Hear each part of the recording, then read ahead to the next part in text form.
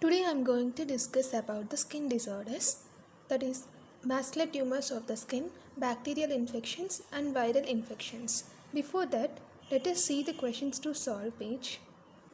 In the last session, I gave you some questions to solve. The answers for the following questions are: first question, which pigmented skin disorder occurred due to the OCP use? Answer is melasma, option D. The second question is, auspit sign is seen in psoriasis. Option B is the answer. Now, let us go into the topic. Let us see about the vascular tumors of the skin. First one is angiosarcoma.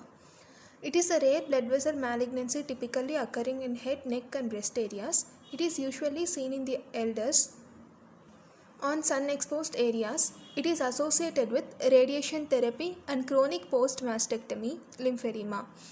Hepatic angiosarcoma associated with vinyl chloride and arsenic exposures are seen. It is very aggressive and difficult to resect due to the delay in diagnosis. The second one is bacillary angiomatosis.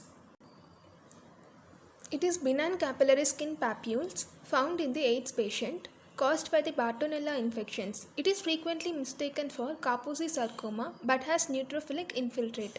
The third one is cherry hemangioma.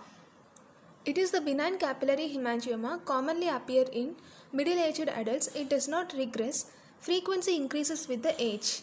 Glomus tumor. It is a benign, painful, red-blue tumor commonly occurs under fingernails.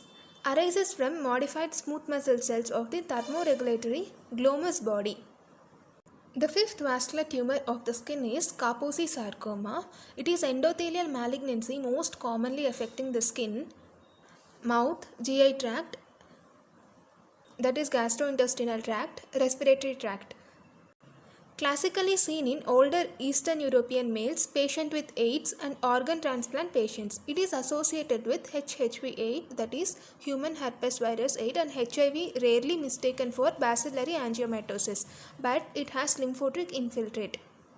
The sixth vascular tumor of the skin is pyogenic granuloma.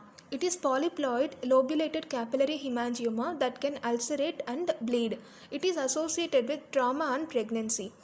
The seventh vascular tumor of the skin is strawberry hemangioma. It is benign capillary hemangioma of infancy. It appears in the first few weeks of life, that is 1 in 200 births, and it grows rapidly and regresses spontaneously by 5 to 8 years old. Now let us see about the skin infections. The first is bacterial infections. The first one in bacterial infections is impetigo. It is very superficial skin infection, usually from Staphylococcus aureus or Streptococcus pyogenes. It is highly contagious and has honey-colored crustings. Bullous impetigo has bullae and is usually caused by the Staphylococcus aureus. The second bacterial skin infection is erysipelas.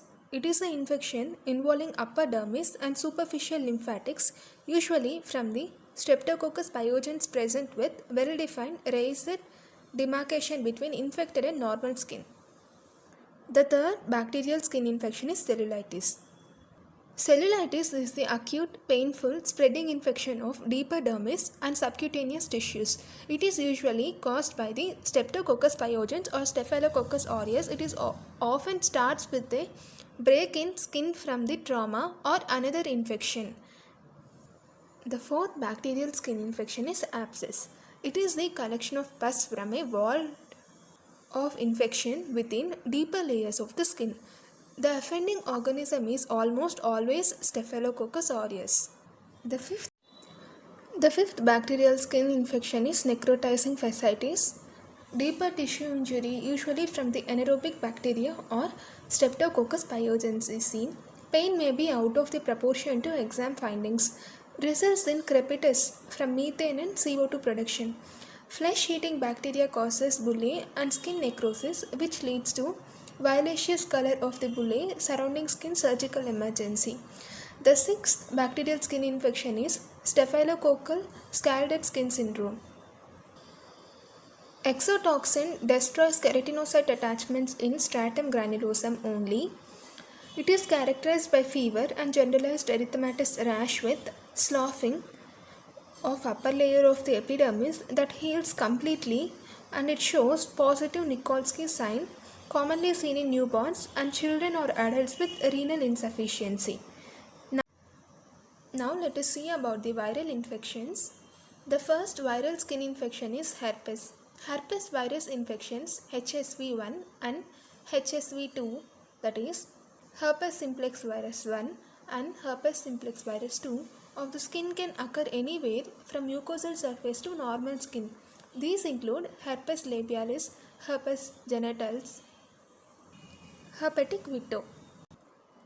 The second viral skin infection is molluscum contagiosum. It is umbilicated papules caused by the pox virus. While frequently seen in children, it may be sexually transmitted in adults. The third viral skin infection is varicella zoster virus. It causes varicella, chickenpox, and zoster shingles.